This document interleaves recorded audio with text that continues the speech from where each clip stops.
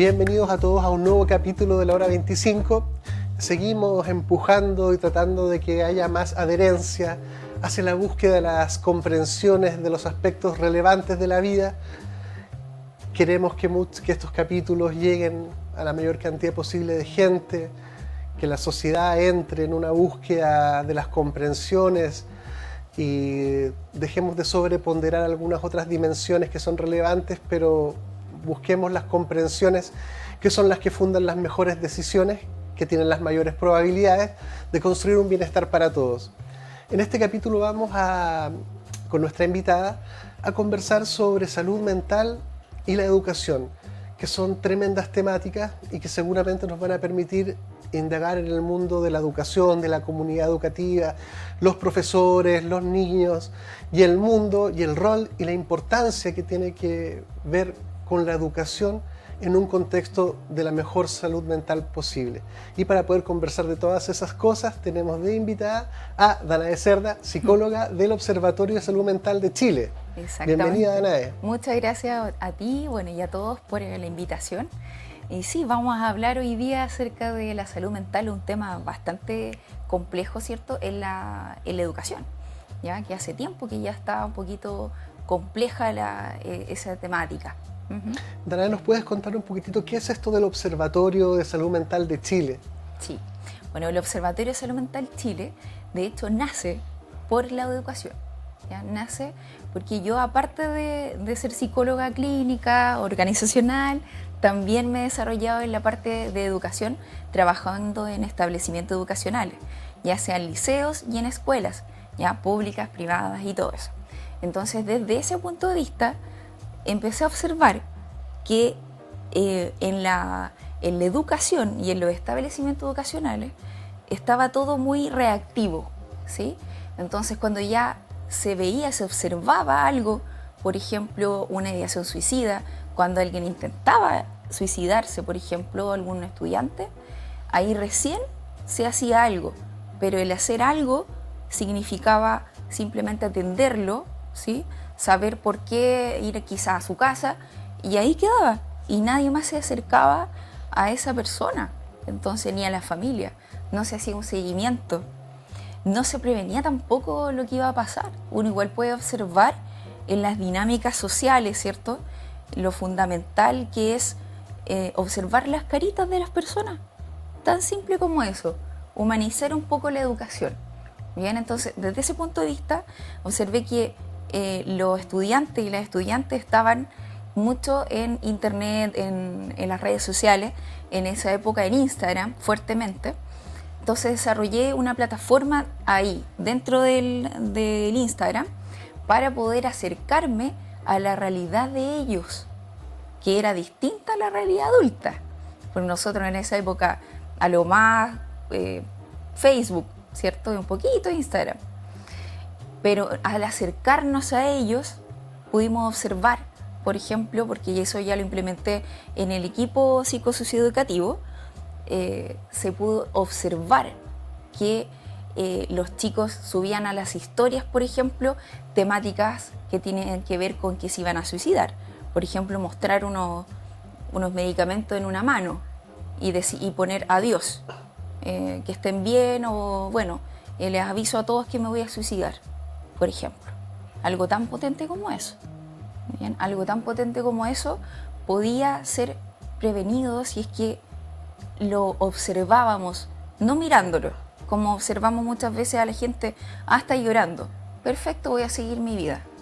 No, detenerse, y desde también los primeros auxilios psicológicos, ¿ya? Todo eso tenía esa parte, ¿ya? Entonces dije, bueno, si es que tenemos que observar todo esto, porque también habían profesores, asistentes de la educación que estaban visibilizando que habían problemas de salud mental, ya como depresión, como ansiedad.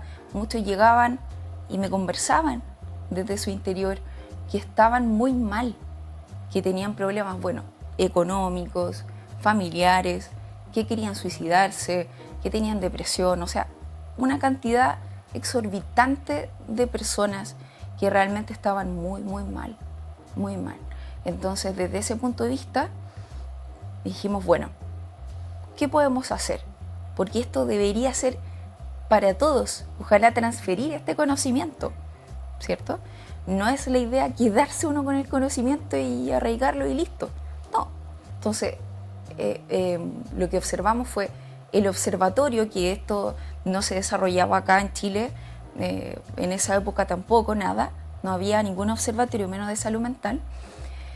Lo observábamos, ¿cierto?, que habían en otros lugares, como por ejemplo en España, ¿sí? Yo lo observé, lo estudié, pero acá no había. Entonces este tema del observatorio tiene que ver también con hacer estadísticas, con hacer estudios y visibilizarlo, ¿ya? Levantar esta como alfombra, ¿cierto?, en donde guardamos las cosas que no nos gustan y dejamos todo así como todo bonito por fuera, ¿sí? Entonces levantamos esto, visibilizamos desde la base para que todo esto sea también confluya.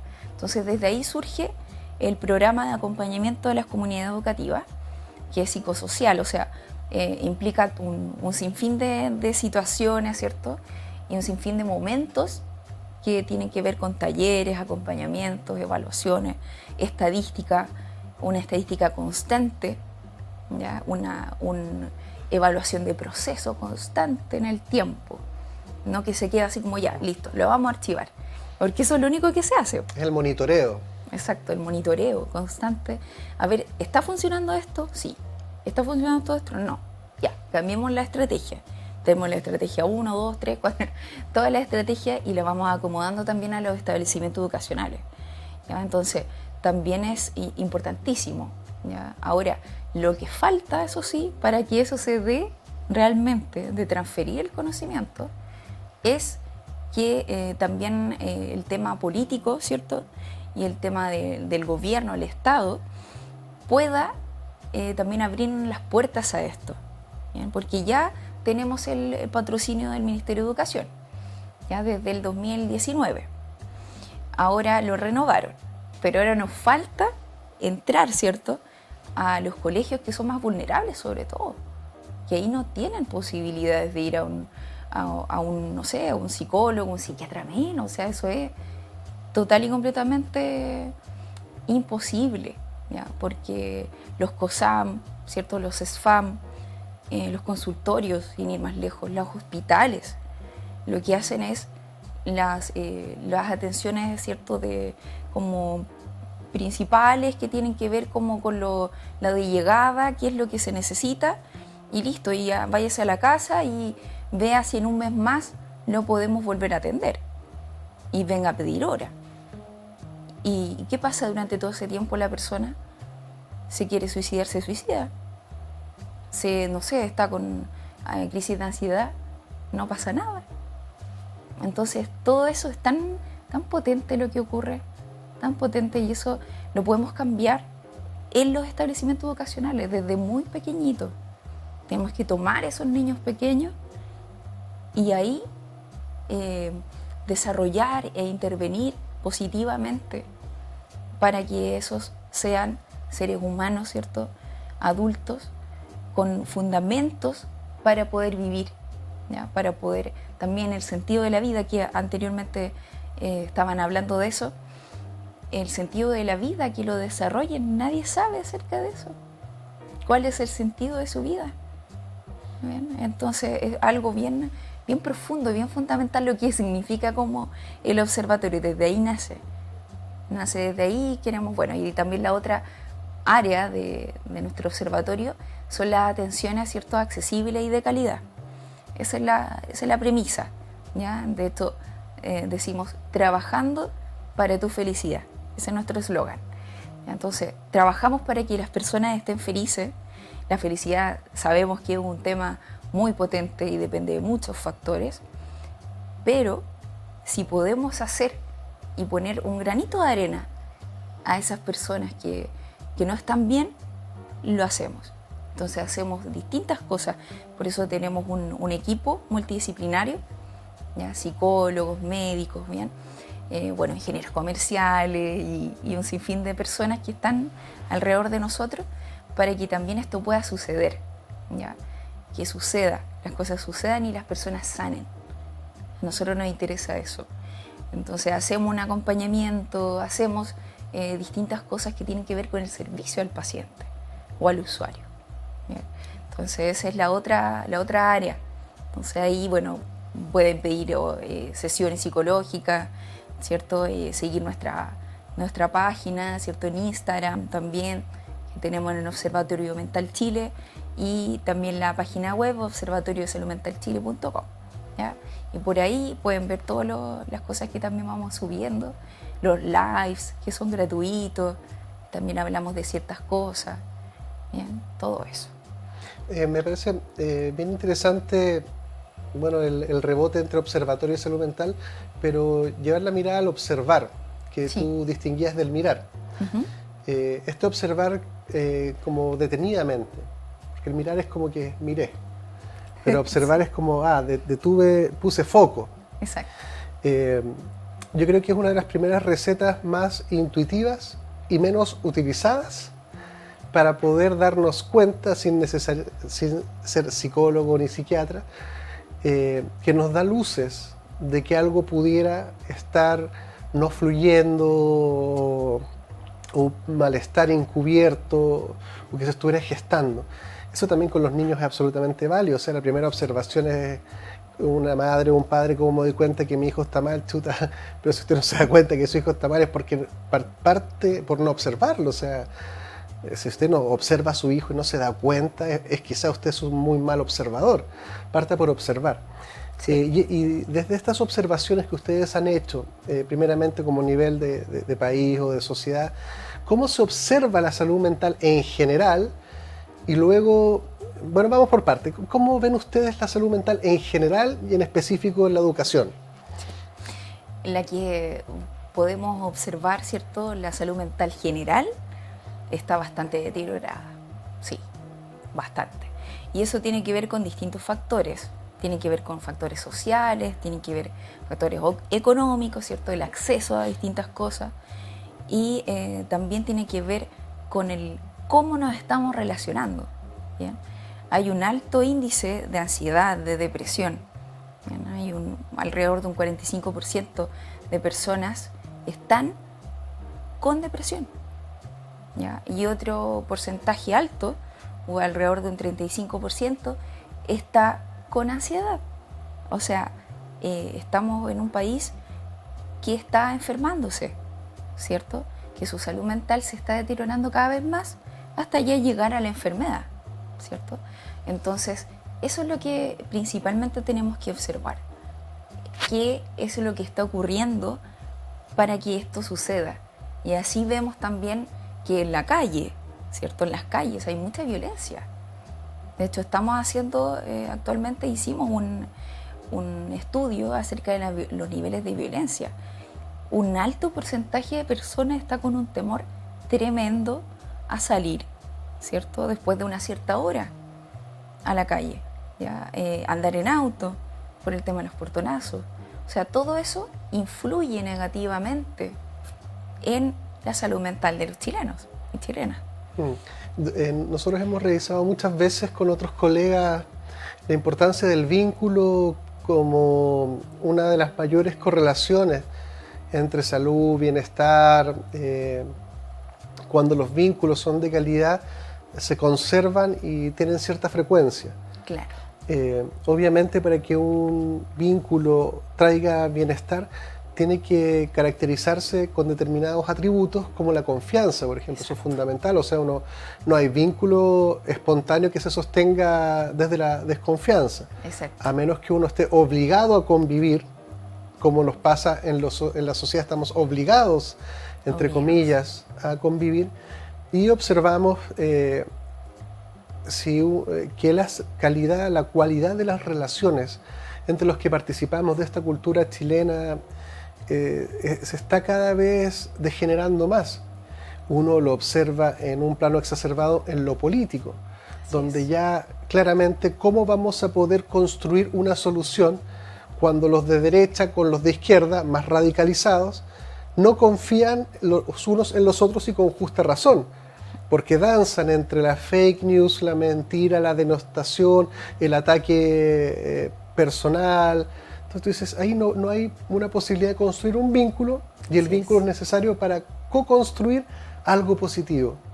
Así es, totalmente. O sea, si es que no hay confianza, como bien tú dices, lo único que se va a gestar ahí es un nivel de agresividad que va a ir increciendo, ¿cierto? Que lo hemos ido observando. Exacto, o sea, en redes sociales, sobre todo en Twitter, es una cosa...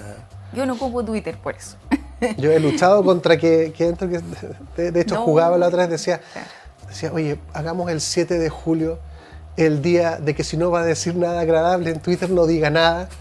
Yo creo que la red social desaparece en un 80%. Totalmente. Pero es un llamado a darnos cuenta de que eso que está sucediendo ahí es una fuente de malestar, es una forma de enfermarnos. Y los vínculos y los encuentros e interacciones que se producen están caracterizados por el odio. Obviamente hay bots y hay una serie de cosas que también justamente buscan eso. Y eso es un poco también lo perverso de la red social, o sea, donde la red social vibra en la polémica y en el insulto y en la pelea. Ese es su leitmotiv, en general se exacerba, se busca eso. Los bots buscan que uno pelee contra otros, se polarizan las visiones y eso, para quien no observa y se fanatizó, no nos damos cuenta que se pierde la posibilidad de sanar porque no nos encontramos. Y eso alguien lo está haciendo a propósito. Sí, es un tema muy importante ese, porque claro, no tiene que ver con solamente las personas, sino que se está desarrollando distintos ámbitos, y quizás en una posición de poder quizás mucho más amplia, ¿cierto? Lo que significa estos bots que son haters, ¿cierto? O sea, que están programados como haters, porque son programitas, ¿cierto? Como robots, que van diciendo ciertas cosas y las personas van de alguna manera enganchando, ¿cierto? Generando odiosidades. Exacto, y genera y la distribuye, la desarrolla, ¿cierto? Entonces va un entramado, ¿cierto?, de distintos haters que ya son reales, que tienen que ver con sus frustraciones personales y que las desarrollan ahí, ¿sí? Entonces le dice al otro, no sé, hoy que eres estúpido, hoy que esto, que lo otro, y ahí se va dando toda esta odiosidad. ¿Cómo dices eso? ¿Cómo subes eso? No, es tremendo. Y son personas adultas la mayoría las que ocupan Twitter. Claro. Eso es bien complejo porque uno podría comprenderlo desde un punto de vista, no sé, de la adolescencia, que son un poquito crueles, ¿cierto? A veces, en este bullying que hacen cibernético, pero un adulto, digamos, eso ya habla de un malestar generalizado y habla también de un no saber comunicarse. Y esa es la base, ¿cierto? De saber comunicarse para poder generar esa confianza, ¿sí? Porque desde la comunicación, si no eres asertivo, no tienes una comunicación efectiva, no vas a generar confianza jamás, ¿sí? Y eso es algo fundamental que como observatorio siempre estamos promoviendo, ¿cierto? En nuestros profesionales, en las personas. Es el cómo uno comunica, es tan importante como lo que tú dices también. ¿Sí? Claro, uno cuando habla, yo siempre hablo de degeneramiento, sí, porque finalmente se van perdiendo las virtudes constitutivas a los haceres, en este caso político o educacional, porque en la medida, por ejemplo, la degeneración comunicacional, cuando la comunicación permitiría en primera instancia coordinarnos, colaborar, co-construir, mejorar, solucionar, diagnosticar, todo el mundo de que va hacia algo positivo. Cuando esto se degenera, se quedan los elementos suficientes para destruir, competir, generar odiosidades.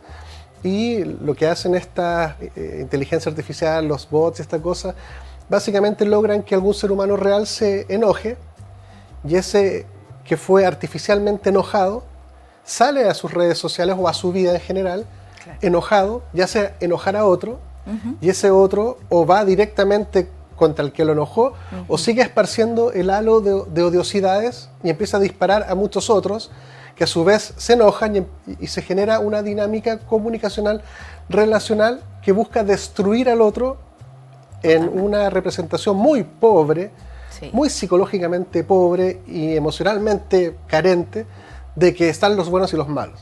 Sí. Y eso es una degeneración también, es casi como cuando los niños en su etapa ontogénica no logran distinguir los grises.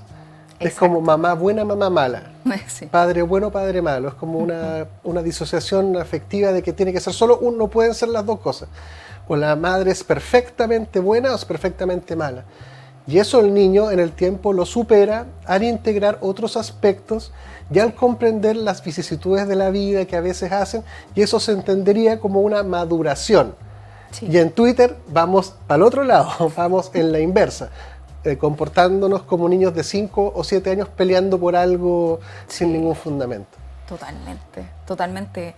Estoy muy de acuerdo con lo que tú dices, Sebastián, porque de alguna manera, y analizándolo en mayor profundidad, por ejemplo, Twitter o lo que se dice en Twitter, tiene mucho que ver con lo que inconscientemente nos estamos guardando, ¿sí? Que hay en el inconsciente de esas personas, ¿sí? O en el subconsciente, ya más internamente. ¿Qué existe ahí? ¿Por qué hay tanto odio dentro de esas personas? Porque si uno ve un comentario desafortunado de alguien, quizás podría uno, bueno, depende también cómo uno esté en ese día o en ese momento, pero probablemente lo vamos a analizar y vamos a decir, no vale la pena responder esto, ¿cierto? Pero si uno está internamente enojado con algo, con alguien, ¿sí? Volvemos a esa etapa en donde nosotros vemos bueno o malo y ningún gris, ¿cierto? Ningún matiz entre medio. Y ahí vamos, ¿cierto? A contrarrestar y tomamos esa agresividad, la hacemos nuestra y la lanzamos a todos los demás. Claro, que además se cruza cuando uno observa que la salud mental se va deteriorando. Sí. Es como decir que la gente anda con una chispita permanente. Sí. Y las redes sociales empiezan a tirar benzina, gotitas de benzina. Sí, gotitas de Entonces, benzina. mientras uno ande más frustrado, más deprimido, más angustiado, más aproblemado, más ahorcado financieramente, o lo que fuera, que la salud mental abarca todas las variables que alguien Así pudiera es. distinguir, en la medida que estamos más hacia un polo más sano, las vicisitudes de la vida se logran integrar, se procesan y seguimos colaborando y co-construyendo. Así es. Pero en la medida que la salud mental como variable multicompuesta empieza a degenerar también, cualquier gotita empieza a hacer fuego y de ahí vienen incendios porque uno anda saltón, anda molesto, Sí. se descarga cuando uno anda en vehículo contra otros vehículos, contra los que andan en moto, que son millones en Santiago, de un momento está lleno, Sí. y todo parece ser una excusa perfecta para manifestar mi frustración y tirársela en persona o en las redes sociales. Claro, y es como que también podemos decir, el propio Twitter, por ejemplo, es la benzina, porque la gente que se mete ahora, ¿cierto?, ingresa a Twitter, se hace una cuenta, quiere pelear con alguien, ¿no? Básicamente, o sea, eso es como, y también desde el ego, es muy narcisista, si lo analizamos profundamente, Twitter es muy narcisista, porque es como, mi verdad es la verdad. O eso, humildemente, opino humildemente, Sí. eso, humildad falsa, existe mucho en Twitter, ¿ya? Y en otras redes sociales ya tiene que ver con la imagen, ¿sí? Con la imagen de las personas, que están criticando constantemente la imagen. Hoy mira como no sé qué, mira lo que dijo, mira, no sé, cómo se viste, y eso y lo otro. Es terrible. Sí. Creo que es como en psicología social, uno diría como una regresión a la etapa como de masa. Sí, Porque además de ser totalmente. narcisista en el egocentrismo de decir yo soy poseedor de la verdad y tengo que luchar con los otros estúpidos que están allá, que no son capaces de darse cuenta de lo estúpidos que son, Sí, pero además tengo a mi grupo que también hacen eco conmigo y me ayudan entre todos a pelear contra los estúpidos de allá. claro. Y eso opera para derecha, izquierda, Oh, derecha, sí. para todos lados. Entonces, La como un polarización. pensamiento como en masa, Sí. anónimo, absolutamente narcisista, egocéntrico, poco reflexivo y además pensando como un cabro de 7 años del bien y el mal puro. Pues son unas cosas que uno como psicólogo observa, si uno toma eso como un indicador de salud mental, la cosa va por las catacumbas ya de la degeneración social. No, es totalmente, es que es complejo porque la sociedad ha ido cambiando. Entonces lo que anteriormente uno observaba como síntoma, signo, ahora se representa mucho más en las redes sociales. ¿Sí? Está como exacerbado, ¿sí? Es como un medio de catarsis para las personas. Claro que están frustradas, que tienen depresión, que tienen ansiedad.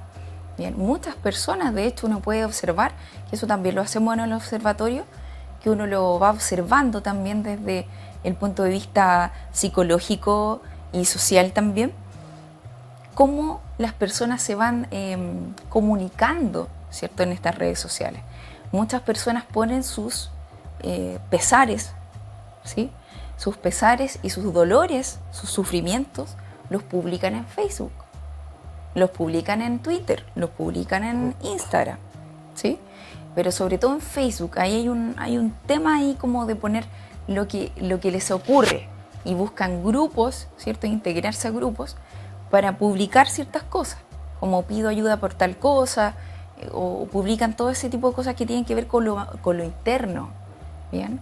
Y por otro lado, como te decía anteriormente, en Instagram tiene que ver con mostrar todo lo maravilloso que yo soy, todo lo maravilloso que es mi familia y las fotos y dónde viajamos, ¿cierto? Pero es como para compensar, un mecanismo compensatorio a lo que también tengo de frustración, ¿ya? Es bien potente lo que ocurre ahí en las redes sociales, Sí. que en relación a la vida también cotidiana.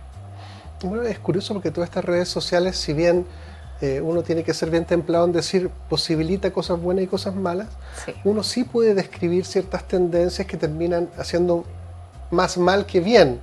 Sí. Es una opinión subjetiva personal. Sí, sí. El mismo Instagram, una ex directora reconoció que ellos tenían estudios del daño que hacía la autoestima de las adolescentes o los adolescentes, esta dinámica del mostrar la perfección del psiquismo. Sí. Es como que te vuelven niños finalmente y exacerban etapas ontogénicas regresivas. Sí. Es como que ahora tengo que mostrar solo lo bueno, lo lindo en Instagram, y mientras en Twitter hablo de la verdad que es mía. Y en Facebook y bueno, en todas encuentro pertenencias en lo digital simbólico que no tienen arraigo en lo físico, en lo material, en lo real. Y uno como psicólogo diría, pero este es el triunvirato de la maldad, porque en vez de acercarnos nos aleja, en vez de aceptar los grises de la vida nos hace idolatrar el blanco, la perfección, la belleza, y cuando uno empieza a contrastar el ser que soy contra esos estándares, claramente es frustrante porque nunca voy a llegar a tener los músculos de él, ni el logro de ella, ni el viaje del otro, ni el yate del de aquel, ni la ropa, ni me voy a poder comprar las carteras como muestra la otra modelo que se compra toda la semana, los zapatos. Es un mundo que pone un estándar falso, hueco, vacío, intrascendente, pero que logra hacer el mal, logra que uno se deprime por cosas que en realidad... Eso tú sabes que toman muchos casos de youtubers que se daban la buena vida y después cuando los desenmascaraban vivían en un departamento todo sucio, cochino, asqueroso, pero tenían una imagen maravillosa, inalcanzable por lo demás. Inalcanzable, o sea, llegaban, ¿cierto?, a tiendas lujosas y se sacaban fotos con las cosas lujosas que estaban ahí. O van a lugares donde hay autos maravillosos y quizás los rentan también para poder, los arriendan para poder subirse y hacer como que son de ellos.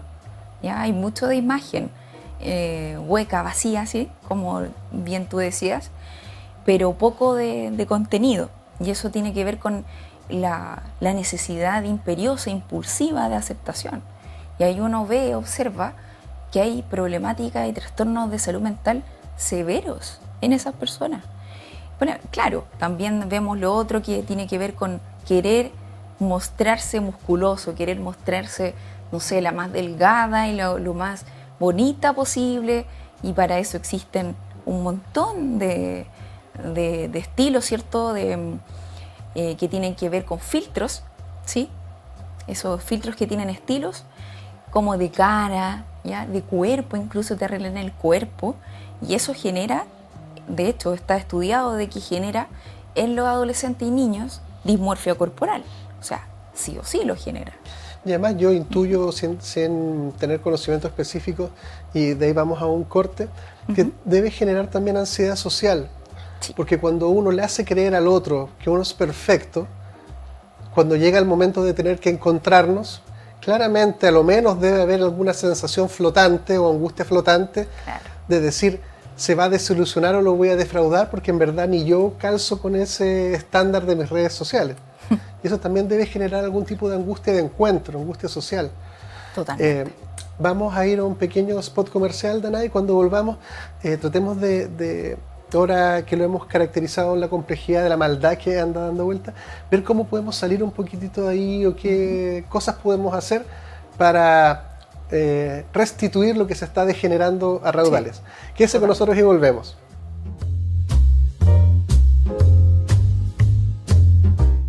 En Clínica Gastrosalud contamos con equipos médicos de excelencia y tecnología de punta para garantizar salud y bienestar a un excelente costo.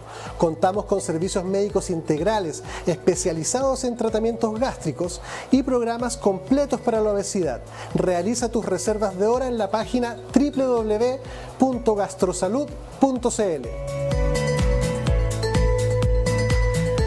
En Clínica Apoquindo contamos con una infraestructura de primer nivel para ofrecer servicios de instalación de balón gástrico, pellet antialcohol, cirugías plásticas reconstructivas, cirugías estéticas, kinesiologías, psicología, psiquiatría, nutricionista. Visítanos en www.clinicapoquindospa.cl. Clínica Medical Home, líder a nivel nacional en hospitalización domiciliaria y servicios ambulatorios para pacientes agudos, subagudos y crónicos. Clínica Medical Home entrega a su disposición experiencia y trayectoria en salud a través de servicios especialmente pensados en las necesidades de cada persona, adaptando el concepto de comodidad a sus instalaciones y residencia mediante altos estándares de calidad. Visítanos en www.cmhchile.cl. Clínica Medical Home. En Logan Abogados contamos con profesionales altamente comprometidos con los intereses de nuestros clientes. Nuestro staff está capacitado para entregar mucho más que una asesoría integral y especializada, pues buscamos proporcionar la tranquilidad que sus intereses merecen y necesitan.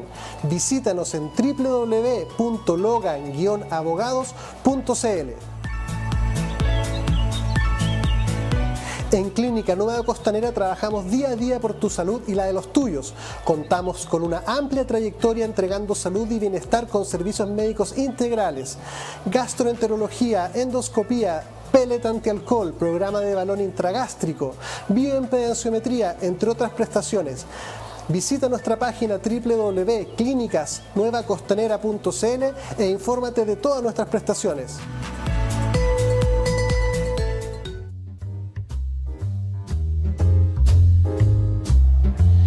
Bienvenidos de vuelta, estamos conversando sobre salud mental, sobre la importancia de observar, y justamente conversábamos en los spots con Danae de lo necesario que es observar lo que está, pero también intuir lo que pudiendo estar no está, porque a veces los problemas suceden usualmente trenzados, pero uno pudiera distinguir hay un problema porque algo está sucediendo. Eso es mucho más disponible, pero muchas veces uno diría, sí, pero también tenemos que darnos cuenta de que hay problemas porque hay cosas que debiendo estar no están. Por ejemplo, la honestidad en la política.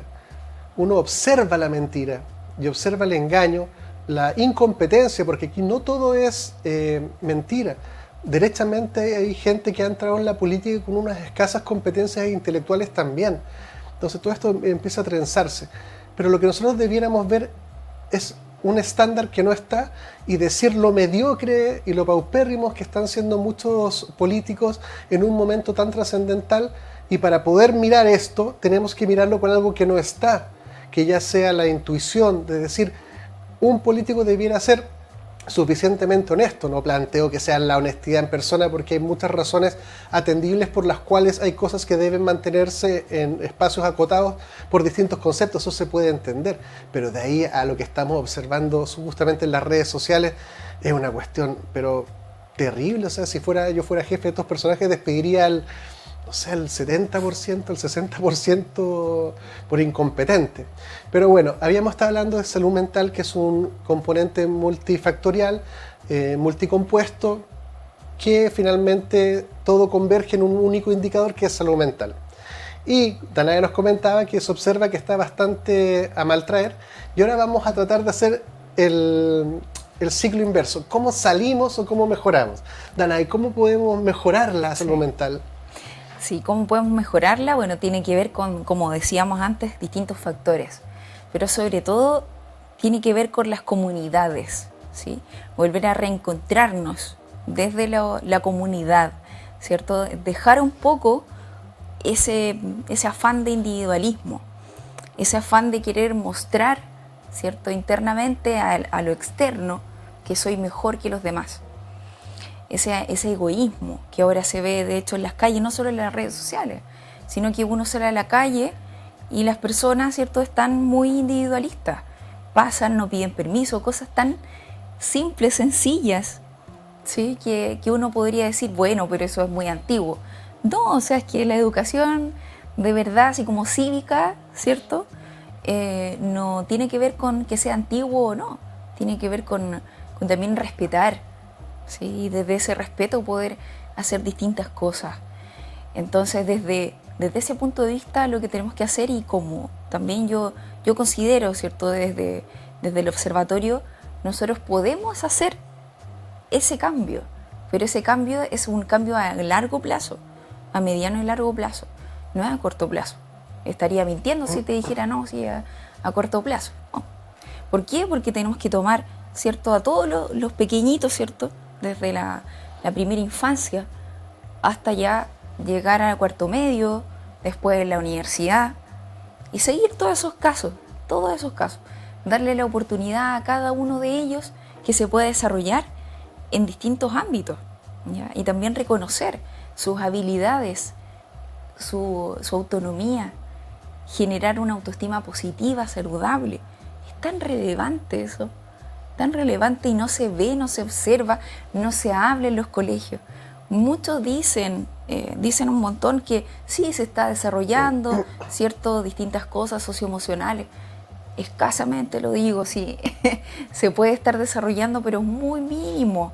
Todavía se está concentrando todo en el exitismo, en generar una competencia que no tiene que ver con las habilidades, sino que el competir con el otro. ¿A quién te gana? No, ya, yo gané.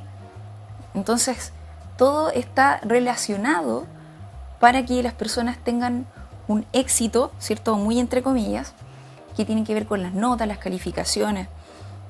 Si se saca a alguien menos nota que un 6, se pone triste, un estudiante, yo lo he visto, pero todavía trabajo también en colegios. Y se observa que están muy angustiados porque saben que en su casa probablemente les golpeen, les griten, los castiguen. Entonces eso es tan complejo. Hay que hacer un trabajo no solo con los estudiantes, sino que de hecho con los apoderados, ¿cierto?, con los padres, madres, con los abuelos, con los cuidadores, con los que están constantemente ellos. Es algo tan grande que se tiene que abarcar, porque también a los docentes, todos los colaboradores de un establecimiento educacional, todos, ¿cierto? Porque parte fundamental del programa de acompañamiento es que todos se hagan parte y se reencuentren, ¿ya? Porque el establecimiento educacional es un reflejo de la sociedad en donde uno está, ¿sí? Es parte del sistema, por así decirlo, si lo vemos desde la parte más sistémica, psicológica. Es parte del sistema, y ahí se ve lo que también está ocurriendo realmente en nuestra sociedad e internamente en cada uno de nosotros. Entonces, ¿cómo se puede hacer? Con distintas cosas, pero sobre todo con atención psicológica, ¿sí?, de verdad, no una atención de contención solamente. qué es lo que se puede dar en los colegios. Porque claro, muchos pueden decir, sí, es que en los colegios o en el colegio de mi hijo, de mi hija, tienen psicólogos, pero ahí no pueden hacer clínica. Ahí no se puede hacer clínica, tiene que ser fuera de eso. Y no todos tienen para poder pagarlo, ¿sí? Entonces, desde ese punto de vista, todos deberían poder tener acceso a eso, ¿sí? Todos, cada una de las personas que están dentro de los establecimientos educacionales. Es importante, pienso yo, también el tema de cómo esto es sistémico. Para modificar un sistema uno tiene que generar, bueno, para no entrar en complejidades, uno puede tocar solo algunos elementos de un sistema y especular con cierto grado que se puede generar un cambio sistémico.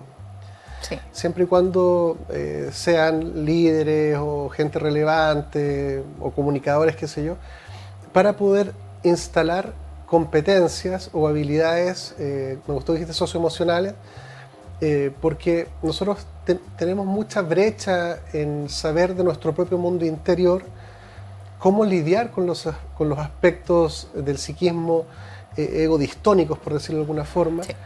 Y desde ahí nace que una persona que no aprendió, un padre que no aprendió eso, un profesor que no aprendió eso, un doctor, qué sé yo, no lo puede enseñar. Uh-huh. Y la única forma de que esto permee es que se sumen más personas que aprendan competencias de escucha, de observación, porque antes de entrar al diván del psicólogo, por decirlo de alguna forma, hay muchas cosas que son cotidianas, que se viven en lo cotidiano, que se mantienen dentro de ciertos rasgos de normalidad, de que a todos nos pasa tener un mal día, qué sé yo, mucha gente tiene hijos, y desde ahí, desde esa cotidianidad, uno ya empieza a ver que a veces los padres, como decíamos delante, ni siquiera han desarrollado la habilidad de observar a su propio hijo, uh-huh. observar a su pareja, observar a su vecino, observar al profesor, y desde ella dice, bueno, eso tiene mucha incidencia a corto, mediano y largo plazo en los tipos de ciudadanos que siguen saliendo al mundo en una cultura exitista, cada vez más narcisista, más agresiva, con peor salud mental. Y eso genera que se repliquen un modelo cultural en la siguiente generación y en la siguiente generación. Sí. Entonces, la pregunta es cómo llegamos a operar en la cultura. Sí. Porque finalmente toda esta cuestión, la cultura es como un molde. El ser humano es humanizable, su genética, la epigenética danza. Sí. Y la cultura es decir, mira, de todo lo que pudieron ser, no, es esta forma. Y esa forma está siendo bastante deficitaria, claro, poco trascendental, poco colaborativa. Y eso tiene mucho que ver con que las empresas o los grupos de interés están operando hace muchos años, hace mucho tiempo en los medios de comunicación y en la educación. Sí. Porque yo como psicólogo digo, ¿cómo es posible que no tengamos un énfasis en la educación desde el Mineduc? Sí. En cosas como resiliencia, uh-huh, inteligencia emocional, todas esas cosas que yo sé que hay programitas por acá, por allá, uh-huh, pero son con una fuerza que sí, le pusiste el ticket, se ejecutó el presupuesto y como está igual nomás. Igual, porque igual es un taller y listo. Es que yo lo he vivido tantas veces, por eso te lo digo, Sebastián, que van, ¿cierto? Llegan, hacen un taller, la gente llora, se desahoga, ¿sí? Hace la catarsis. Hace la catarsis, sí, no, sí, estamos súper mal, los niños se están suicidando, no sé qué. Pero ¿qué pasa? ¿Cuál es el fundamento? ¿Qué es lo que vas a hacer después de eso? O sea, está bien, los talleres están bien, pero tienen que tener un seguimiento, tienen que tener una fuerza, ¿sí? No puede ser como hacerlo por hacerlo, simplemente, ¿cierto? Tiene que ser para algo y tenemos que ir observando para qué se está haciendo, cuál es el objetivo de esto y si está resultando o no. Porque no solamente hacer terapia, ¿cierto?, a cada uno de las personas, ¿cierto?, de las comunidades educativas, sino que también hacer un sinfín de otras cosas que se pueden generando para que podamos traspasar, como bien tú decías, esas habilidades que no han sido aprendidas. Pero claro, ahí vemos que hay ciertas empresas, ¿cierto?, o desde el Mineduc que no se está dando eso, ¿ya? Y por eso es importante, y yo hago un llamado, ¿cierto?, a que también los colaboradores, sobre todo directivos de los establecimientos educacionales, nos contacten, ¿sí? Nos contacten y se atrevan a hacer este programa de acompañamiento psicosocial de comunidades educativas, que está patrocinado por el Mineduc. Eso no significa dinero ni mucho menos, simplemente un respaldo, ¿sí? Entonces, eso yo creo que es importantísimo, porque desde la cultura, si tú lo ves, ¿cierto?, desde algo cultural, no podemos cambiar nada si no lo hacemos desde la base o la semilla, ¿sí? De la semilla, que significa los niños y niñas, ¿ya? Desde ahí hasta cuando son grandes, ¿ya? Es como transversal, ¿sí? Totalmente transversal y de todo tipo de... Porque no solamente los estudiantes, sino que los profesores, los asistentes de la educación, que son muy olvidados, incluso las duplas psicosociales son muy olvidadas, y eso es importante también que se visibilice, porque cuando eres parte de una dupla psicosocial, nadie te ayuda. Se supone que tú eres el soporte de toda la comunidad educativa. Entonces, ya, pero vaya a donde la psicóloga o vaya donde la asistente social. ¿Y quién le ayuda a esas personas? No hay nadie. Y si esas personas no están bien, ¿cómo van a ayudar al resto? Y si los papás no están bien, ¿cómo van a ayudar a su hijo? Y si la profesora, el profesor no está bien, ¿cómo va a motivar a las personas, a los niños, haciendo clases así como extraordinarias si tampoco tienen recursos para hacerlo? Si no hay, imagínate, te hablo de algo que es importante visibilizarlo, pero desde las municipalidades no tenían ni siquiera, por ejemplo, papel higiénico en los baños, jabón en los baños, y querían hacer que volvieran los estudiantes y volvieran todos así como ya listo. Ahora sí se ha puesto un poquito mejor, se ha tomado mayor conciencia, pero eso es lo que nos enfrentamos. Entonces es bastante potente, porque tiene que ver con muchas cosas, ¿sí? Pero el área que nosotros podemos abarcar es tremendamente grande, ¿sí? Es muy grande, es muy amplia, pero también tiene que ver con otro tipo de cosas que tiene que ver con la economía, que no estamos muy bien, ¿cierto? Tenemos que visibilizarlo y eso es cierto. Y si las personas no tienen, ¿cierto?, para comer, ¿cómo van a llegar a estudiar bien? ¿Cómo van a sentirse bien? Entonces todo un sinfín, una cadena. ¿Sí? Entonces desde ahí también hay que hacer otro tipo de implementos, de implementar otro tipo de estrategia. Claro, porque finalmente al ser todo sistémico y complejo, e interdependiente y trenzado y todo eso, uno tiene que apuntar al ser humano. Así es. El ser humano tiene roles, trabajos, qué sé yo. Pero si un ser humano se transforma y llega a ser profesor, es un profesor transformado. Si llega a ser albañil, es un albañil transformado. Si llega a ser cualquier cosa. Y ahí como sociedad hay que entrar a valorar y aprender a ver la cultura. Todo lo que está pasando en el mundo, lo que viene pasando en Chile, es un problema cultural, que tiene una expresión económica, tiene una expresión política, tiene una expresión comunicacional y todo. Pero finalmente esta cuestión tiene que montarse sobre la colaboración. La colaboración en el mundo económico que funda las bases materiales, es decir, alimentación, casa, calefacción, una adecuada nutrición, poder pagar tu pasaje, formas de llegar a tu trabajo, todo ese plano material ya tiene falencias. De ahí todo para arriba, todo empieza a degenerarse. O sea, la persona que está malnutrida, tampoco le puedes pedir que ande de buen ánimo, porque obviamente va a gestar un montón de problemas de salud. Si a un niño no lo aman en su casa, lo violentan, tampoco le puedes pedir que sea un gran trabajador posteriormente. Exacto. Entonces, básicamente hay que transformar al ser humano. El ser humano lo está modelando una cultura que está siendo dominada por intereses más corporativos de marketing, en donde te venden el comprar, el adquirir, el parecer, como el camino al éxito, como el éxito de Instagram. Tenemos que luchar contra eso porque en general, al haber pocas comprensiones y carencias de materiales y todas las que tú ves, es mucho más fácil dejarse llevar por esos influjos vacíos y huecos. Así es. Que no tienen mucha duración. O sea, tú subes una cartera y tienes que subir prontamente otra porque ya no hay novedades si quieres mantener y otro vestido y no sé, otro viaje, otro logro, otro lo que fuera. Entonces tenemos que ver que la cultura se está empobreciendo y que la cultura la están dominando otros fines legítimos. Lo que pasa es que están exacerbados y están siendo demasiado preponderantes. Así es. Y como psicólogos, y este espacio también busca eso, de decir, tenemos que hacer contrafuerza, tenemos que ver lo que no vemos, tenemos que volver a restituir lo que intuimos que es importante pero que no está en la realidad y forzarlo. Sí, forzarlo, totalmente. Porque de alguna forma, claro, podemos observarlo en las redes sociales, ¿sí? Lo podemos observar. ¿Y cuáles son los intereses económicos de estas grandes, ¿cierto? Corporaciones, porque no podemos decir empresas, son corporaciones inmensas. ¿Cuáles son los intereses? Y que están detrás de gobiernos enteros. De gobiernos enteros y están por sobre gobiernos enteros, ¿sí? Lo podemos decir desde ese punto de vista. ¿Cuáles son?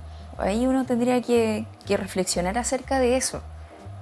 Sabemos que no es el bienestar de las personas, porque claro, cuando uno dice, bueno, pero sí, puedo comprar algo y eso me da un bienestar. La verdad es que son sensaciones de felicidad, ¿ya? Son sensaciones de felicidad, no son un bienestar, porque tengo una cartera, ya, perfecto. Pero quiero comprarme otra el próximo mes porque el otro día salió no sé cuantito ella y estaba ahí con la cartera y me encantó la cartera. Y me voy a gastar todo el cupo de mi tarjeta de crédito. No sé, cosas así como totalmente fuera de lo que mentalmente podemos decir bienestar, porque se da una obsesión, se da una ansiedad por querer obtener otra cosa más y otra cosa más con los mismos iPhone. ¿Ya? Mucha gente tiene un montón de iPhone por lo que eso significa.